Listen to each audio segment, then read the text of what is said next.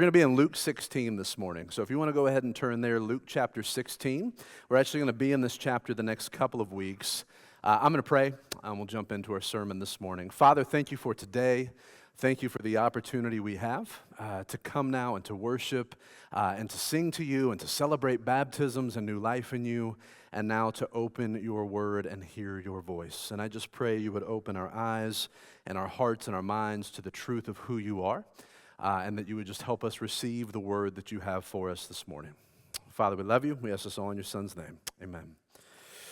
All right, love days like today, where we get to celebrate this, and that's not the only good news we have today. So, jumping into this, last fall, on your way in, you should have gotten one of these brochures. If you didn't, we've got them around. You're welcome to go and grab one. But for those of you who weren't around, this was something we kicked off last year called the Rooted Initiative. And in the brochure, it tells you more about that and what it is and what we're trying to accomplish as a church.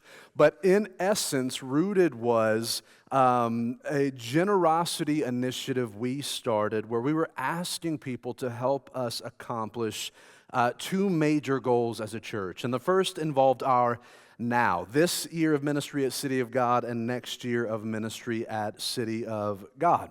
And so we put this plan in place and invited people to give toward just helping us do the work that God has called us to do in this city. But not only the work we wanted to do in this city, but also so that we could support a handful of other church plants who are worshiping this Sunday morning, a handful of full-time overseas missionaries who have left City of God in the past few years, who we wanted to be able to give to generously, a number of campus ministries and other missionaries who are a part of City of God that we wanted to support. And some of you might remember that our goal for the now component of Rooted was to raise just over $1.5 million over 2 years, and happy to report that we're on track to have no issues hitting that goal. We're right where we need to be in terms of being able to fund the ministry work here at City of God, and so that's a good thing. But on top of that, one of the other major aspects of Rooted was planning for what's next for us as a church.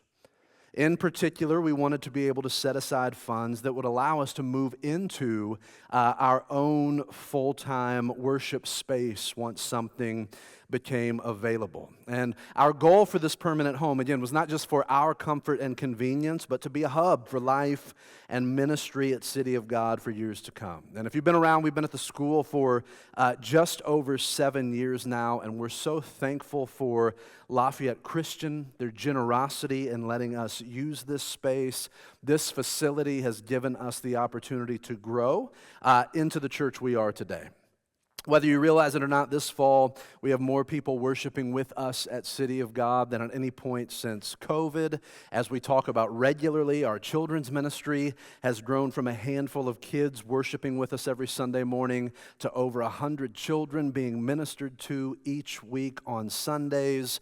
And beyond that, every week we're seeing new faces through the doors, new families, more people getting connected beyond Sunday mornings, more people making decisions to become members here, more people getting baptized every fall and every spring. And in short, we continue to see God working to accomplish His mission through us. And that mission that we feel like He's called us to is to make disciples, you've heard this, who love Jesus, love people, and advance the gospel. And we want to continue to do more of that. And while this space has been great and it's a blessing, we do feel like in order to do more of what God is calling us to do, eventually we will need to find our own space to call home. That if you walk by many of those classrooms with all those children on Sunday mornings, a lot of them are filling up, and we need more space for new families who may come. That we're so thankful for our hospitality team, who for years has come in early and set up chairs and floor tiles and hung the lights and got the baptismal ready and all the different things we need to do for a Sunday morning. But that's a lot of time and effort from a large group of volunteers at City of God, and we would love to be able to release them into other areas of ministry. Not only that, but our own space, we said, would provide us with a better opportunity to love and serve this city that we're in, that our own space would give us more of a presence in the city, that there would be more opportunities for midweek training and development and equipping the saints for the work of ministry, that there would be more room to add more people looking for a church in this community. And as we've stressed throughout this is not something we want to do just for our own comfort and convenience. We want a space to become a mission center for helping people meet Jesus for the first time, helping them know Jesus and draw closer to Him, and equipping people to do the work of the ministry that God has called them to do. And so if you were around for the introduction of Rooted, you'll remember that just over a year ago, we actually found a space that we thought might work as City of God's long-term home. And so we began looking into the feasibility of moving into that space. And we had initial plans drawn up of what that building might look like. And we put a financial advisory team together to help us think through these issues and to take a hard look at, is this something we could pull off? And the conclusion we came to was, while month to month we could probably handle this space, we really didn't have what we needed up front to move on this opportunity, which in part, a big part, led to Rooted and bringing this initiative before our people to ensure and to guide City of God into this place where if another opportunity presented itself to be our full-time home, we would have what we needed to be able to move on it and to move into this new season of ministry. And so some of you may remember, to that end, on top of the $1.5 million over 2 years we were hoping to raise to fund the ministry of City of God, we were also hoping to raise an additional $1 million, again over 2 years, that could be set aside to allow us to move on a long-term space if it became available. And so we're about 10 months into Rooted, and I'm happy to announce that since the start of Rooted, we've already been able to set aside an additional $300,000 toward the purchase of a future space. And as leaders, we thank you for that, for your generosity. If you were around from the early days of City of God, when the walls were made of curtains, you remember these stories, we were kind of everything was duct taped together, and we were just making it work to be in a place where we're starting to see this kind of generosity truly is incredible. We're a little behind where we wanted to be, and you'll see in that brochure the update we provided. By the end of September, we hope to be at 38% of our total 2-year goal. We're at about 30, but we've got a couple months left in this year. December's always a really strong giving month, and so we are so encouraged by the generosity of the people who call City of God home. And so over the next 2 weeks, what we want to do before we head into Advent, we just wrapped up Galatians, Advent's coming in a couple of weeks, is to take a step back and remind us what we were hoping to accomplish through Rooted, and to also invite everyone to partner with us in moving into this next era or phase of ministry at City of God. For those of you who were around when we kicked off Rooted, you might remember this. Last year we had something called Commitment Sunday, which was this opportunity for everyone who calls City of God home to make their pledges toward this initiative over a 2-year period. And it was an opportunity for all of us to pray and consider what might we give sacrificially toward this effort that we feel like God is calling us to. And so as a heads up, at the midway point next week, we're going to have one more Commitment Sunday for the final stretch of Rooted, encouraging all of us to finish strong. And so when you come in next week, there will be one of these cards on every seat. And what we're asking, again, this is for those who consider City of God home. If you're a guest, don't feel any obligation toward this, but these will be in every seat next week. And what we would love is over the next 7 days for you or you and your spouse or you and a group of friends to prayerfully consider what might we be able to give toward this work. And so even if you filled one of these out last year, there's an option on this new card to simply check, I'm going to continue to fulfill the commitment I made to this last year. If you weren't around, there's an option to begin giving to Rooted for the first time. And if you called City of God home over the last few months, we'd love for you to consider doing that. Or if you made a commitment last year and you're wanting to increase that for some reason you feel called to give more, there's also an opportunity to do that. And if you won't be here next week, we'll have these available at the Welcome Center over the course of the next few weeks. But getting these commitment cards from everyone really helps us plan well as a leadership team, as a finance team, to make sure we're stewarding well the resources that God has given us. And so, again, we'd love for you to consider how you might give toward Rooted. There's lots of information in those brochures that you got this morning. I'd be happy to answer any questions that you have about it. Any of the other staff would be happy to answer any questions that you have about it. And our hope is, again, that we would be able to finish this effort strong.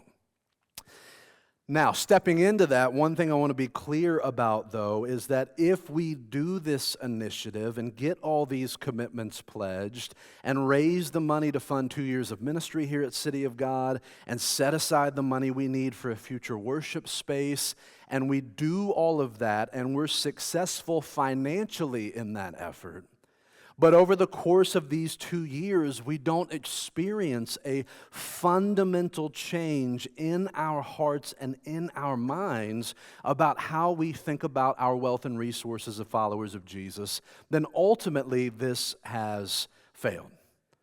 Because again, if we raise a specific amount of money, but we haven't learned how to submit all of our lives to Jesus, which includes the resources He's given us, then we've failed. Ultimately, we've missed the mark on this, because what's our goal as a church? It's to make disciples. And what is a disciple? Ultimately, it's someone who's following Jesus so they can learn from Jesus so that they can become more like Him. Our goal for all of you, not just our goal, God's goal for everyone in this room, is that they might enter into a relationship with Jesus and over time progressively begin to look and think and act more like Christ, and to step into the transformation that God is calling all of us into. And part of this transformation into the image of Jesus includes transforming how we think about and spend and save and use the resources that God has given us. Now, I want to address the elephant in the room quickly. On a day like today with baptisms and lots to celebrate, my guess is there's lots of family and friends in the room, and maybe you haven't been to church in a while and you decided to come today, and the thing you feared was going to happen just happened. I knew this church was going to talk about money. All churches talk about is money. All they ask for is money. And to be fair, maybe you've been a part of a church where you were wounded or hurt by how that church talked about resources or how they handled their financial resources.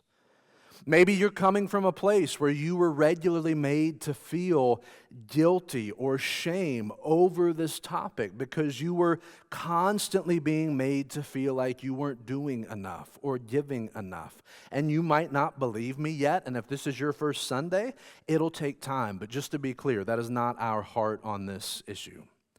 That again, for those of you who have been around City of God any length of time, you know that we rarely talk about money from the pulpit. And I confess this last year, honestly, we probably talk about it too little given the emphasis that the New Testament places on it. Because if you look in the Gospels, if you look at the teaching of Jesus, Jesus talks about money more than almost any other topic he addresses in his ministry. Not because Jesus was money hungry, but because Jesus recognized that few things, if anything, had the power to destroy someone's relationship with God or their very soul like our relationship to money. And so to help us get a handle on this as followers of Jesus, how should we think about the resources that he's given us? We're going to be in Luke 16, which might seem like an odd place to go, given that most commentators recognize this as probably the most difficult parable Jesus ever told. But that's what we're going to jump into the next few weeks.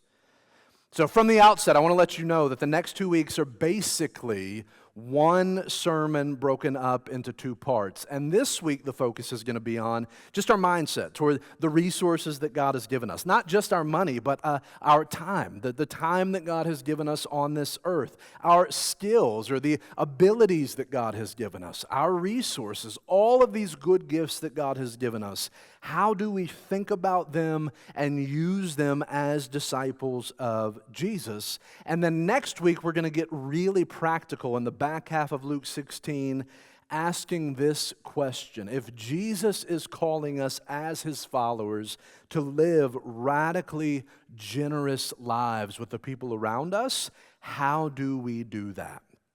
So, let's jump into Luke 16, verses 1 and 2 here for a few minutes. Jesus is telling a parable, and he says this. He said to his disciples, "There was a rich man who had a manager, and charges were brought to him that this man was wasting his possessions.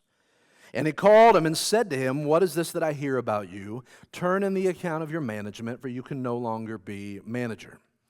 Now, as this story opens up, Jesus tells a story that's a pretty common picture in the first century world. A wealthy man employed a business manager to oversee his finances and his business dealings, and it's not that different from someone having a business manager type person in our own world today. And word gets back to this wealthy individual, your manager is wasting the resources you've given him to manage.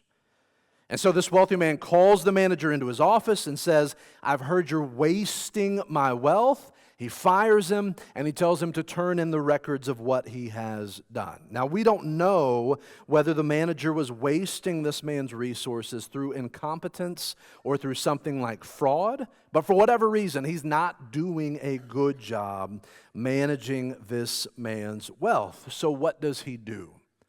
Verse 3. "And the manager said to himself, 'What shall I do since my master is taking the management away from me? I'm not strong enough to dig, and I'm ashamed to beg. I've decided what to do so that when I'm removed from management, people may receive me into their houses.'" Now, if we're being honest for a second, this manager is not a very likable person. He's confronted with this situation where he's about to be out of a job, and his first thought is, "I can't do blue-collar work because that's too hard. I'm not strong enough to dig."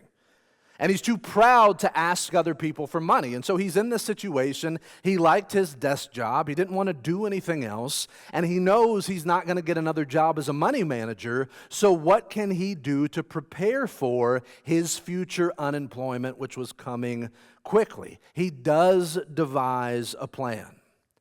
And he decides what he's going to do is to go to the people who owed his boss money. Because one of his jobs as the manager of this man's resources was to collect payments on the loans that he provided for other people. And he decides, I'm going to go to those people who have debts with my boss, and I'm going to just cut their debts without telling my boss, and I'm going to get in their good graces so that when I get fired, maybe they'll help me out. Verse 5. "So summoning his master's debtors one by one, he said to the first, 'How much do you owe my master?' He said, 100 measures of oil. He said to him, 'Take your bill, sit down quickly, and write 50. Then he said to another, 'And how much do you owe?' He said, 100 measures of wheat. He said, 'Take your bill and write 80. Now, measures of oil and measures of wheat probably don't mean much to us, but it's important for us to recognize these are not small and insignificant debts that we are dealing with in this parable. 100 measures of oil would have totaled about 3 years' wages for a day laborer in the first century, and 100 measures of wheat would have totaled 8 to 9 years' wages. He's slashing years of loan payments off of these people's bill. And these are not poor individuals that he's helping out if they were able to borrow this much. These were people of means. Now, if you're the person who owed these debts, this is great news. If the manager comes to you and slashes your debt, then if he comes to you and asks for a favor in the future, you're probably going to help him. This seems like a smart move on this man's part. But what's his boss going to say about this? when he sees that the debts have been slashed for no reason behind his back. You probably have an expectation of how he's going to respond, but how he actually responds is probably not what you were expecting. Verse 8.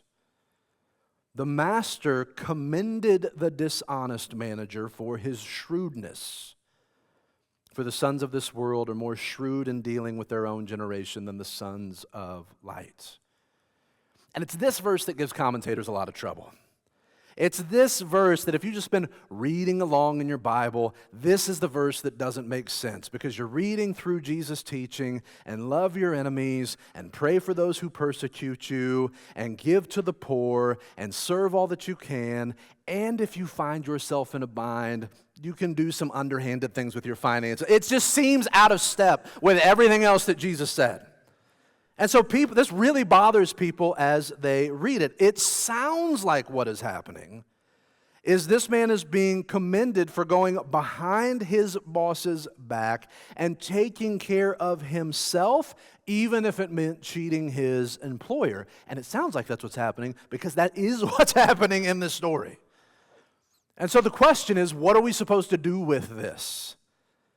The application point from this, just to be incredibly clear, is not if it helps you get ahead financially, do whatever you want. That's not what Jesus is teaching. The key to understanding this parable is found at the end of verse 8. When Jesus says the sons of this world are more shrewd in dealing with their own generation than the sons of light. What Jesus is commending in this story is this manager's willingness to act wisely or shrewdly in light of what he was facing in the future. This man knew he was a week out from unemployment, and he wasn't going to be able to find another money manager position. And there was not a social safety net in the first century world for people who couldn't find work. And so he's facing the prospect of no income and homelessness, and maybe he can't eat. And so he looks ahead at what is coming just a few days from now, and he puts a plan in place to make sure that he can be cared for once he's in that situation. He acted in his best interest in light of the uncertain future he was facing. Now, right or wrong, this was a really smart thing for this manager to do, the parable tells us. And the point that Jesus is driving home in Luke 16 is this. If those who have no relationship with God, or those who are just thinking about their life in a worldly sense, don't hear worldly as bad, just the things of this world. If those people are able to look ahead to the future and see what's coming and put a plan in place in the present to make sure they're ready for what they're facing in the future, if people are able to do that in a worldly sense, why don't followers of Jesus do that in a spiritual sense? Again, here's what he's saying. If in this world we're able to look ahead and have the thought, maybe someday I'll be out of a job, so I want to make sure I have enough savings in the bank to take care of me for a few months if that ever happens. If parents can look ahead and say, there is a date coming when my kids are going to college and I want to be in a position to help them with that, and they begin to set aside money to plan and prepare for what's coming in the future. Or if all of us want to retire someday, even very early in our life, we begin to have the thought, what do I need to do now to prepare for that reality I'm going to be facing in 20, 30, or 40 years, that I want to be able to retire and enter into a new season of life. There's things coming in the future, and we begin to plan for them in the present. And Jesus tells his disciples, if people can do this with worldly things, material things, if we can have that kind of plan, how much more should we look out into the future and say, one day I'm going to stand before Jesus, and I'm going to give an account of how I stewarded the resources that he gave me. Again, not just money, but time and skills and opportunity. And just like I might look into the future and say, I need to begin saving for the future, Christians should look into the future and say, I'm going to be with Jesus someday. I'm going to step into eternity. The things of this earth are going to pass away. And if I know that's a reality, if I know that's coming, how should I begin to live and plan in the present to prepare me for that day? Does the point of this parable make sense?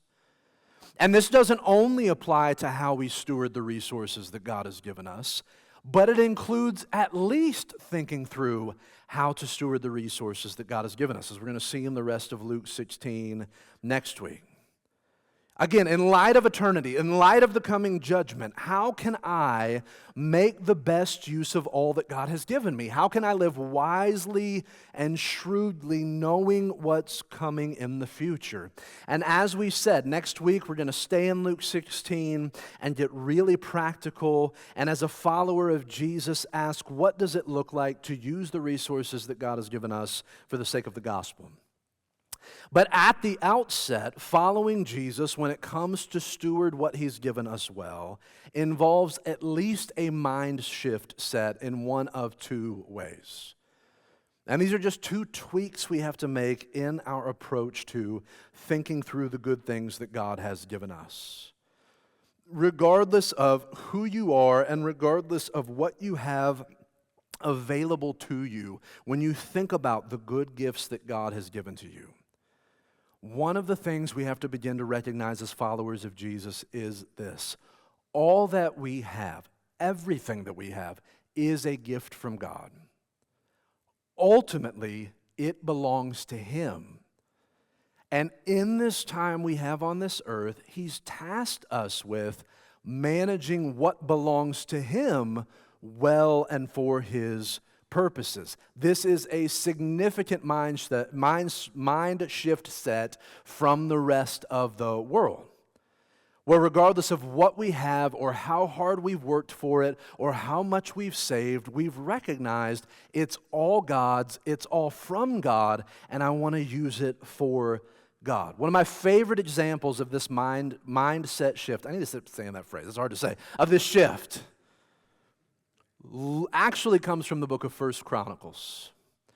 And in 1 Chronicles, King David is preparing for the building of the temple. And his son Solomon is eventually the one who would build the temple and commission the temple. But in his time as king, David does all that he can to prepare for the building of this worship space for God. And for years, the people of God had worshiped in the tabernacle. And the tabernacle was this temporary worship space that could travel around with the people. They would assemble it as they wandered through the desert. They would worship God on their way to the promised land. Now, once they were in the promised land, it was time to put roots down and to build a permanent place of worship. And as we said, ultimately this would be Solomon's task, but David begins to give all that he can to try and help fund the building of this future temple. And after David donated enormous amounts of his own wealth, and after the leaders of Israel donated enormous amounts of their own wealth, listen to David's perspective on the offerings they made to God. 1 Chronicles 29, 10 through 14. Therefore David blessed the Lord in the presence of all the assembly, and David said, "Blessed are you, O Lord, the God of Israel our Father, forever and ever. Yours, O Lord, is the greatness and the power and the glory and the victory and the majesty. For all that is in the heavens and is in the earth is yours. Yours is the kingdom, O Lord, and you are exalted as head above all. Both riches and honor come from you, and you rule over all. In your hand are power and might, and in your hand it is to make great and to give strength to all. And now we thank you, our God, and praise your glorious name. But who am I and what is my people that we should be able thus to offer willingly? For all things come from you, and of your own have we given you." That last phrase, what does David recognize? We have just made generous sacrifices to this effort, but in reality, all that we've done is given back to you what is already yours. David understands this. All that he had was God's, and it belonged to him. And He's given us these things to steward well and to use for His purposes. And in order for us to be shrewd or wise in our use of resources in this world, this is the first transition that has to take place. This is not my stuff. This is not our stuff. This is God's stuff, and He is free to do with it what He wants. We are managers. We are stewards who have been given these things by God for God's purposes. And again, next week we'll drill down really practically on what this means and what it looks like to do this well. The band can come up and we're going to sing here in just a second. But there is a second shift that has to happen as we think about our approach to the resources that God has given us. Whatever else we say about using the things that God has given us well for His purposes, at the very least, following Jesus means this. If we're going to follow Jesus in this area of our lives, it means following Jesus into a life of radical generosity. One of the easiest ways for you and I to model or to live out the truth of the gospel is to live generously with others in light of Jesus' generosity toward us. In fact, one of the best pieces of evidence, not the only piece of evidence, but one good one, that somebody actually believes, understands, and has internalized the gospel, is that they live lives of radical generosity, sacrificial generosity.